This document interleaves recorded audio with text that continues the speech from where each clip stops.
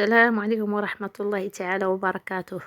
البنات جبت لكم خلطة جديدة ديال الحنة طبيعية كتخرج اللون بني غامق.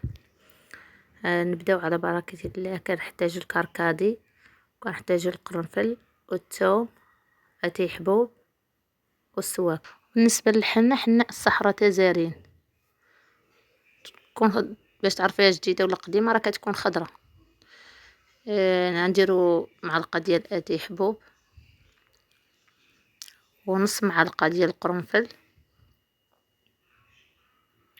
وجوج معالق ديال الكركادي او بما يسمى البصام، وجوج فصوص ديال الثوم، والقليل من السواك. المهم الا ما زربانينش على هاد الخلطة، نكبو عليها الماء غليان ونخلوها تطلق.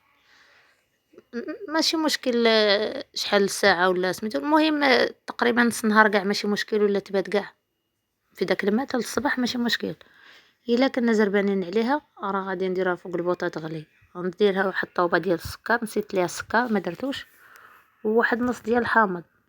بالنسبه للحامض راه ما كنحتاجوش نخلط به الحنه، كنديرو غيغلي ونحتاجو غير السقوه. المهم ملي غنحطها فوق البوطه تغلي، راه كنخلوها تغلي تتبقى نص الكميه ديال الماء.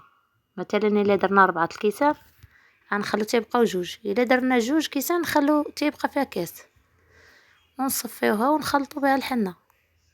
بالنسبه للحنه، بزاف ديال البنات كيسولوني كيقول لي باش كتعرفي الحنه قديمه من الحنه جديده. مهم الحنه القديمه ولا الحنه الجديده باش كنعرفها، كتعرفيها ملي كتجبدي البلاستيكه ديال الحنه، راه كتبان لك الحنه خضراء. ها هي كتبان من البلاستيكه، كتبان لك باقا خضراء، باقا ما فتحتيهاش، كتبان لك الحنه خضراء. هذيك عرفيها راه جديده وغادي تخرج لك زوينه، غتعطي اللون زوين. الا كانت قديمه راه كتكون بنيه ولا مايله الاسود. ايوا نخلطوا الوصفه على بركه الله مزيان، نطربها مزيان حتى ما يبقاش في دوك الحبيبات.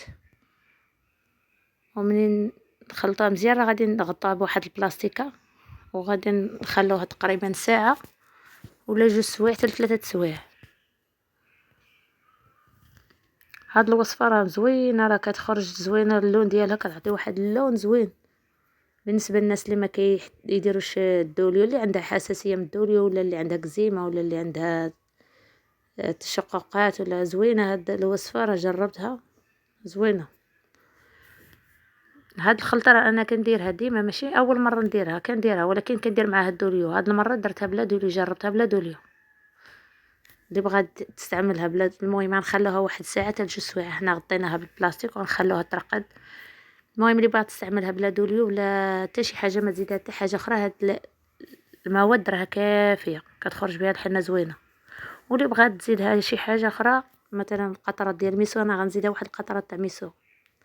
ندوزو للسقوه بعدا، هذاك النص ديال الحامض اللي طاب مع داك الماء غنحتاجو للسقوه. غنديرو داك النص ديال الحامض نعصروه، غندير عليه شويه ديال السكر، وواحد 2 معالق ولا 3 معالق من داك الماء اللي خلطنا به الحنه، وواحد 2 فصوص ديال الثوم.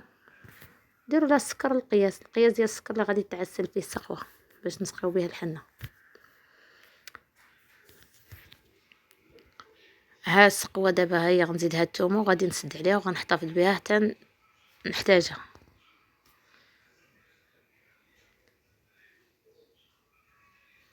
وواحد المكون اساسي في هاد الخلطه هو القرنفل والسواك،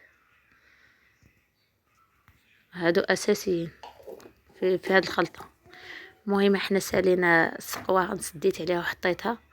وبالنسبه للحنه انا غنرجع عليها، انا نشوفها واش لقات. المهم انا ما خليتهاش بزاف، كنت زربانه عليها شويه، خليتها تقريبا واحد ساعه الا ربع. نتوما خلوها ساعتين حتى 3 سوايع ماشي مشكل، تغطيها بالبلاستيك وتخليها.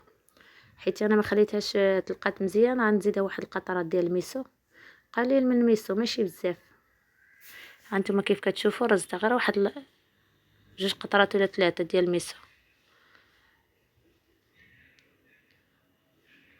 وها هي كي خرجت كتعطي اللون ما نعاودش لكم، لون زوين. عجبني انا هذا اللون. اول مره نحني بلا دوليو، كندير هاد الخلطه ولكن كندير مع شويه دوليو. هاد المرة درتها بلا دوليو، شوف كي خرجت اللون رائع. ايوا البنات بالصحة والراحة، جربوا الوصفة وردوا عليا وما تبخلوش علينا باللايكات ديالكم وتحريك الجرس باش يوصلكم الجديد، وشكرا.